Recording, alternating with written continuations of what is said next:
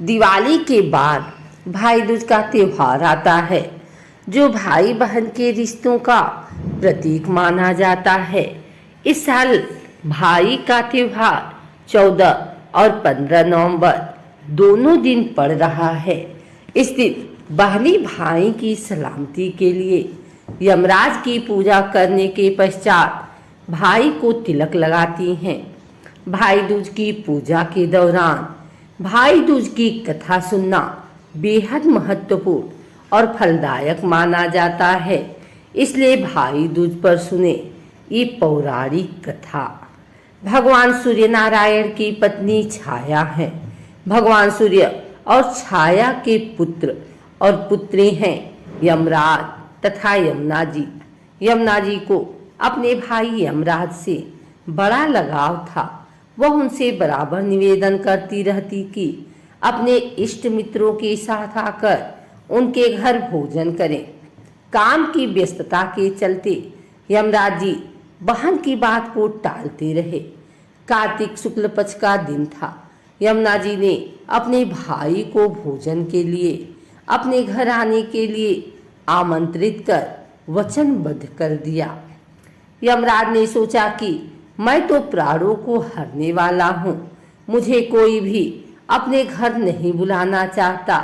बहन जिस सद्भावना से मुझे बुला रही है उसका पालन करना मेरा धर्म है। बहन के घर आते समय यमराज ने नरक निवास करने वाले जीवों को मुक्त कर दिया। यमराज को अपने घर आया देखकर यमुना की खुशी का ठिकाना नहीं रहा। उसने स्नान कर पूजा करके व्यंजन परोस कर भोजन कराया। यमुना द्वारा किए गए आतिथ्य से यमराज ने प्रसन्न होकर बहन को वर मांगने का आदेश दिया। यमुना ने कहा कि भद्र, आप हर साल इसी दिन मेरे घर आया करें। मेरी तरह जो बहन इस दिन अपने भाई को आदर सत्कार करके टीका करे, उसे तुम्हारा भय न रहे। यमराज ने तथास्तु कहकर यमुना को अमूल्य वस्त्राभूषण देकर यमलोक के लिए प्रस्थान किया। इसी दिन से भाई दूज की पर्व की परंपरा का आगाज हुआ। ऐसी मान्यता है कि जो बहनें अपने भाई का आतिथ्य स्वीकार करते हैं उन्हें यमराज का भय नहीं रहता। इसलिए भैया दूज के दिन यमराज तथा यमुना जी का पूजन किया जाता है। एक और कथा के अनुसार एक बार की बात है, एक बूढ़ी औरत जिसके 7 पुत्र एक पुत्री थी, उस बूढ़ी औरत के 7 बेटों पर सर्प की कुदृष्टि थी। जैसे ही उसके किसी भी बेटे की शादी होती, उसका 7वां फेरा होता तो सर्प उसे डस लेता और वो मृत्यु को प्राप्त हो जाता था। वो बूढ़ी औरत दुखी हो गई थी। बेटी की शादी पहले की हो चुकी थी। इस तरह 6 बेटों की मृत्यु हो गई थी। उस बूढ़ी औरत पर बहुत बुरा समय आ गया था, जिसकी वजह से उसने 7वें की शादी करने के लिए मना कर दिया था। 6 बेटों के मरने के दुख में बूढ़ी औरत अंधी हो गई थी, लेकिन कभी न कभी तो उसकी शादी भी करनी पड़ती।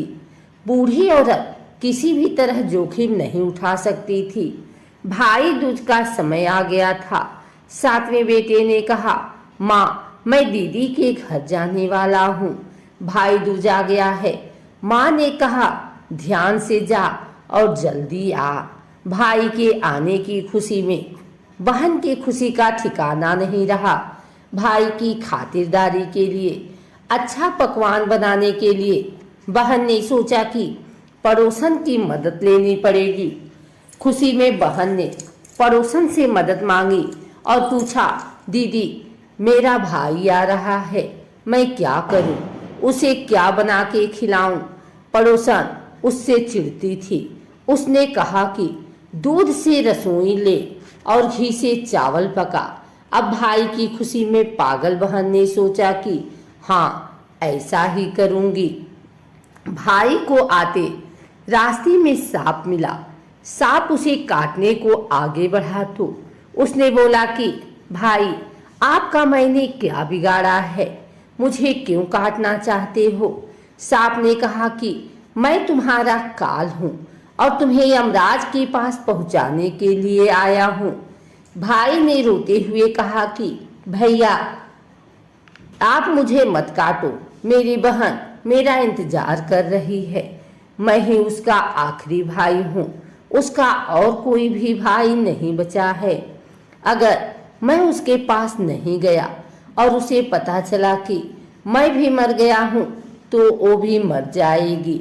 सातवें भाई के रोने से सांप ने कहा कि तुझे क्या लगता कि तो मुझे बेवकूफ़ बना के चला जाएगा?